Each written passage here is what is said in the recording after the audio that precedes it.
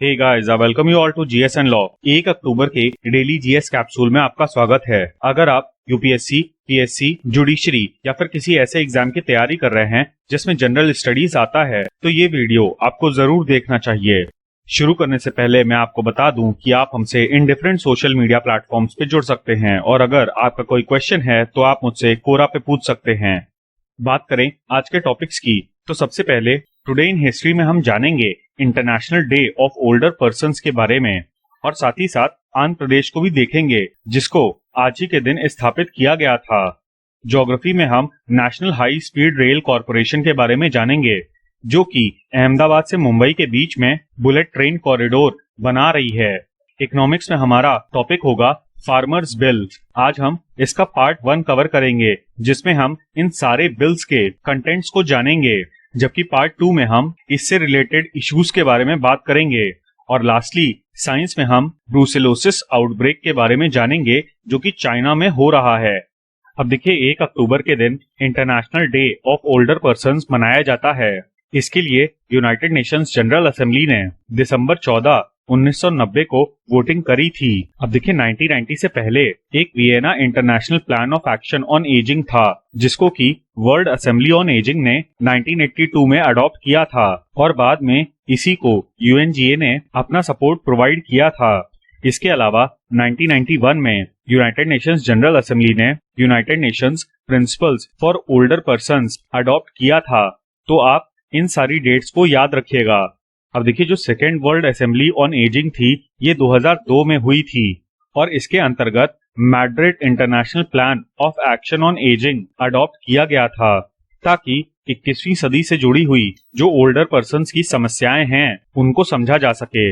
इस दिन का मेन ऑब्जेक्टिव एल्डरली पर्सन से रिलेटेड जो भी इश्यूज हैं उनके बारे में अवेयरनेस फैलाना है और साथ ही साथ एल्डरली अब्यूज और डेजर्शन जैसी समस्याओं से भी निपटना है। पहली बार इंटरनेशनल डे ऑफ एजिंग 1 अक्टूबर 1991 को ऑब्जर्व किया गया था और इस साल की थीम है pandemics do they change how we address age and ageing. अब देखिए ये जो थीम है ये यूनाइटेड नेशंस की वेबसाइट पे दी हुई है। हाउएवर कुछ न्यूज वेबसाइट्स पे थीम दी गई है लीव नो वन बिहाइंड, लेकिन आप इसी थीम को याद करके रखिएगा। अब आज ही के दिन 1953 में आंध्र प्रदेश की स्थापना हुई थी as the first state to be formed on linguistic basis, यानी कि लैंग्वेज के बेसिस पे इसको मद्रास से अलग किया गया था।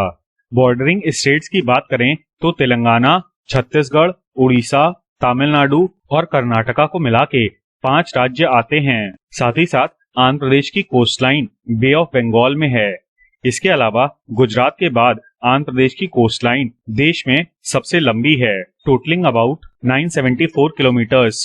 कल्चर की बात करें तो कुचिपुड़ी आंध्र प्रदेश स्टेट का ऑफिशियल डांस है और ये कुचिपुड़ी नामक गांव से ओरिजिनेटेड है जो कि कृष्णा डिस्ट्रिक्ट में है।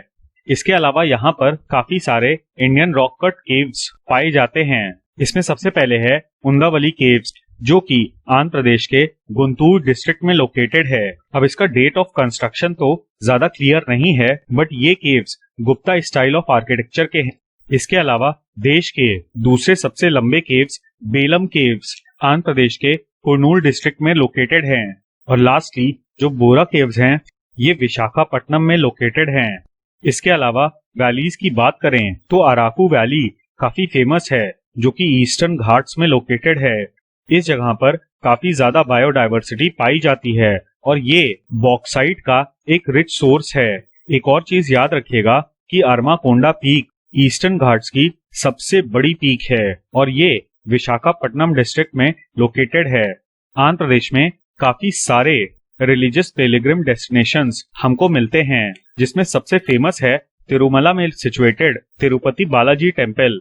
अच्छा, एक चीज यहाँ पर यह ध्यान रखिएगा कि तिरुपति बालाजी टेम्पल राजस्थान में लोकेटेड मेहंदीपुर बालाजी और सलासर बालाजी से अलग है क्योंकि ये दोनों मंदिर लॉर्ड हनुमान को डेडिकेटेड हैं, जबकि तिरुमला का तिरुपति बालाजी टेम्पल ये वेंकटेश्वरा को डेडिकेटेड है जिनको कि भगवान विष्णु का एक रूप माना जाता है। इसको बताना इसलिए जरूरी था क्योंकि जनरली लोग इन तीनों टेम्पल्स को एक ही साथ काउंट करते हैं। अब देखिए, वैसे तो भगवान विष्णु के नरसिंह अवतार की हिंदुइज्म में पूजा नहीं होती, बट आंध्र प्रदेश में नरसिंह रूप के काफी सारे टेम्पल्स हैं। इसमें से सबसे फेमस टेम्पल सिम्हाचलम है। कनक दुर्गा टेम्पल की बात करें तो ये विजयवाड़ा में लोकेटेड है। साथ ही साथ अमरावती, जो कि आज के समय में आंध्र प्रदेश की राजधानी है, ये भी एक इम्पोर्टेंट हिस्टोरिकल साइट है। और लास्टली नागार्जुन कोंडा एक आइलैंड है जो कि नागार्जुन सागर नाम के लेक में सिचुएटेड है। अगर हम भारत के एंशिएंट एकेडमिशियंस की बात करते हैं तो नागार्जुन का नाम मेनली केमिस्ट्री की थ्योरीज में आता है। एक और चीज याद रखिएगा कि नागार्जुन एक बुद्धिस्ट स्कॉलर थे। और देखिए, मजे की बात यह है कि जब वेस्टर्न फिलॉसफी में प्लेटो और एरिस्टोटल लाइफ और लॉ के बारे में बात कर रहे थे, तो इंडिया में नागार्जुन जैसे फिलोसफर्स रियलिटी के बारे में अपनी थीसिस लिख रहे थे। और नागार्जुन ने ही शून्यता का सिद्धांत दिया था। आज के समय में निक बॉस्ट्रॉम नाम के ऑक्सफोर्ड के एकेडमिशियन हैं जिन्होंने सिमुलेशन हाइपोथेसिस प्रपोज की थी। और इसके हिसाब से हम सभी लोग एक्चुअली में एक गेम जैसे सिमुलेशन में हैं। हाउएवर, इनके काफी पहले नागार्जुन ने अपने शून्यता के सिद्धांत में ये कहा था कि हम लोगों की लाइफ एक ड्रीम की तरह है।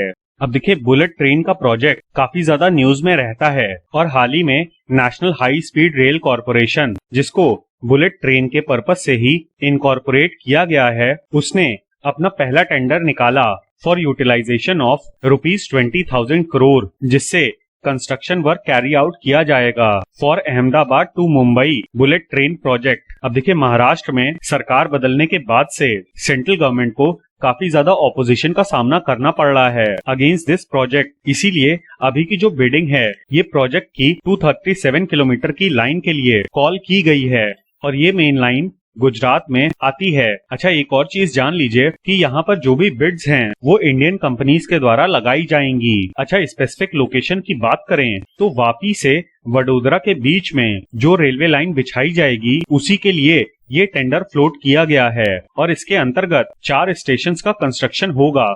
इस डायग्राम में आप देख सकते हैं कि इस प्रोजेक्ट की टोटल डिस्टेंस 508 किलोमीटर है और ये 12 स्टेशंस को कवर करेगा, जिसमें से फिलहाल के लिए 4 स्टेशंस को कंस्ट्रक्ट करने की बात हो रही है। अब वडोदरा से वापी के बीच में देखें तो इन दोनों लोकेशंस को एक्सक्लूड करते हुए भरूच, सूरत और बिलीमोरा स्टेशंस आते हैं।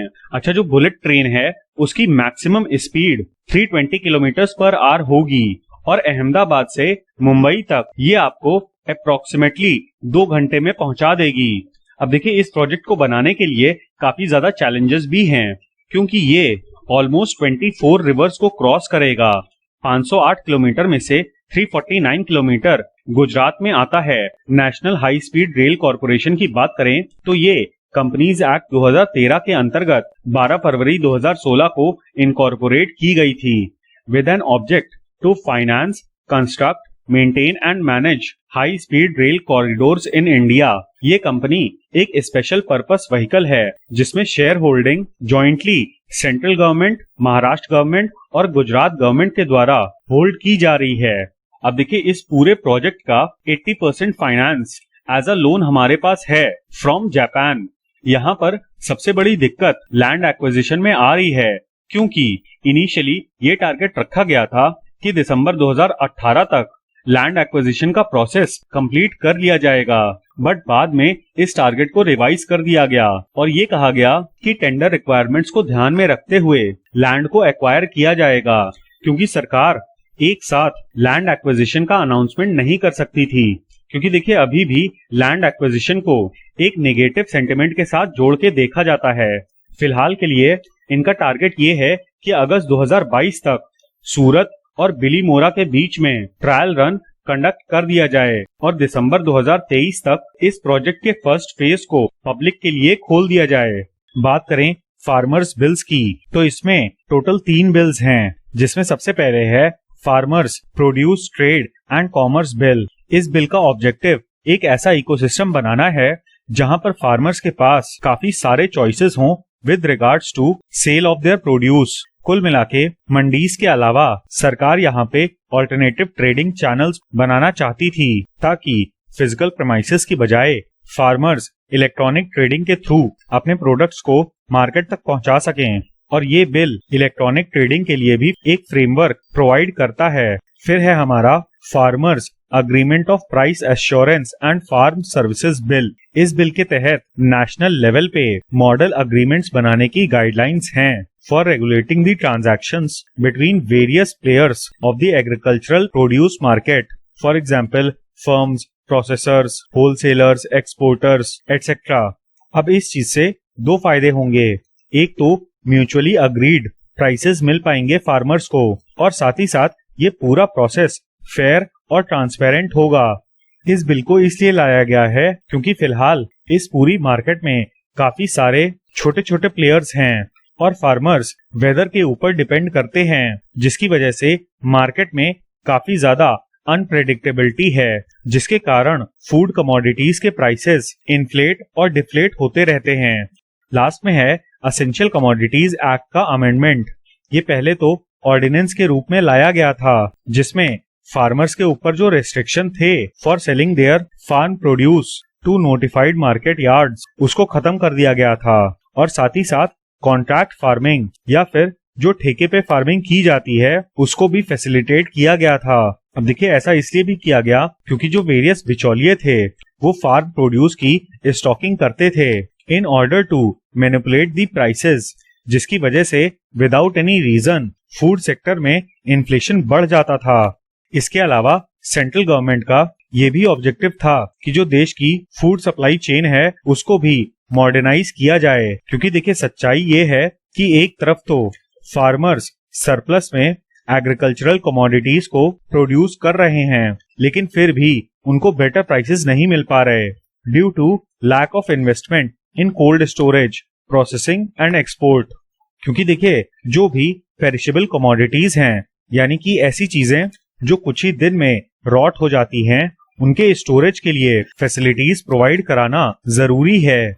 इसके अलावा फार्म प्रोड्यूस के रेस्ट्रिक्शंस को खत्म करने के लिए cereals, pulses, oil seeds, edible oils etcetera को एसेंशियल कमोडिटीज की लिस्ट में से हटा दिया जाएगा। However in case of war, famine या फिर कोई ऐसे एक्स्ट्रा ऑर्डिनरी सिचुएशंस में जहां पर प्राइसेस राइज हो सकती हैं, वहां पर इस पूरी मार्केट को रेगुलेट किया जा सकता है। अब कोरोना वायरस के बाद से हम लोग काफी ज्यादा सेंसिटिव हो गए हैं टुवर्ड्स मेनी अदर आउटब्रेक्स जो कि न्यूज में आते हैं।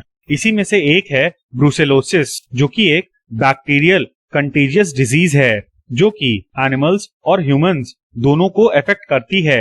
अब देखिए एनिमल्स से ह्यूमंस में ये कच्चे या फिर अनपास्चराइज्ड मिल्क से या मिल्क प्रोडक्ट से फैलती है। इसके अलावा इसका स्प्रेड इन्फेक्टेड एनिमल के फ्लूइड्स से डायरेक्ट कांटेक्ट पे आने पर होता है और कुछ केसेस में कॉन्टामिनेटेड एयर से भी ये इन्फेक्शन फैल सकता है। मीडिया रिपोर्ट्स की माने तो ये डिजीज भारत में आ चुकी है। अब देखिए कोरोना वायरस के बारे में तो संदेह है, बट इस केस में ये क्लियर है कि पिछले साल एक बायोफार्मास्यूटिकल कंपनी में लीक की वजह से ये आउटब्रेक फैल गया था और चाइना के गांसू प्रोविंस के लांजोउ शहर में इसका इनिशियल हॉटस्पॉट था। बात करें सिम्टम्स की तो ब्रूसेलोसिस में फीवर, जॉइंट पेन, फेटीग, भूख कम लगना, हेडेक एक्सेट्रा शामिल हैं। दिक्कत इस बात की भी है कि इन्फेक्शन होने के बाद इस बीमारी के सिम्टम्स कुछ दिन या फिर कुछ महीनों के बाद दिखाई पड़ते हैं। इसके अलावा ह्यूमन टू ह्यूमन स्प्रेड की बात करें तो सेक्सुअल कांटेक्ट, ब्रेस्ट फीडिंग या फिर स्क्रैच और कट्स की वजह से भी ये डिजीज फैल सकती है। ये डिजीज काफी सारे फार्म एनिमल्स में पाई जाती है, including pigs, cows, buffaloes etcetera, और वहीं से ये ह्यूमंस को ट्रांसमिट होती है। तो ये था हमारा एनालिसिस 1 अक्टूबर के डेली जीएस कैप्सूल का। उम्मीद है कि आपको ये वीडियो पसंद आया होगा। इनमें से कोई भी टॉपिक अगर ऐसा है जिस पे आप चाहते हैं कि हम डिटेल्ड वीडियो बनाएं तो आप हमें कमेंट सेक्शन में जरूर बताएं। साथ ही साथ इस वीडियो का पीडीएफ आपको हमारे टेलीग्राम चैनल पर मिल जाएगा। और हाँ, please don't forget to like, share and subscribe. Thank you. जय हिंद।